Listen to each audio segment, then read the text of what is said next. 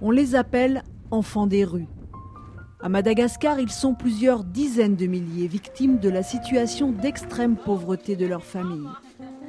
C'est pourquoi, depuis plusieurs années, l'association SOS Village d'enfants s'est engagée dans un vaste programme de prévention de l'abandon familial avec le concours de médecins, d'enseignants et d'assistantes sociales.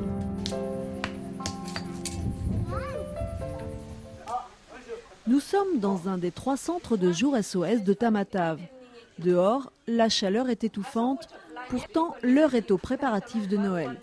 Face à l'assistante sociale, une quinzaine de familles du quartier.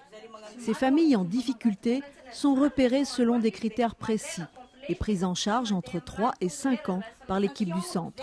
Elles reçoivent une éducation à l'hygiène et sont aidées dans la gestion quotidienne de leur budget. On essaie de mettre en place un slogan que, après le passage au centre, notre vie devra être une autre vie que notre vie avant l'entrée au centre. L'objectif principal des centres de jour, c'est la prévention de l'abandon.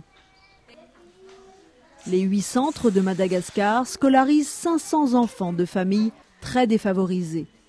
À côté de la classe de primaire, il y a la classe Azama pour les grands. Une structure spécialisée où les enfants reçoivent un enseignement spécifique pour rattraper leur retard. La classe Azama, c'est les enfants de 13 à 17 ans. Ce sont des enfants déscolarisés et puis les enfants qui n'ont pas à l'école avant d'entrer en Azama. Le midi, ce sont les mamans qui préparent le repas pour tout le monde. Un moment de partage et d'échange pour ces femmes dont certaines élèvent seules leurs enfants. Pour l'équipe du centre, c'est aussi l'occasion d'inculquer des règles d'hygiène et de nutrition. Ici, on apprend avant tout à faire les choses soi-même. À l'arrivée, il y a des familles qui n'ont rien, qui ne changent même pas des habits.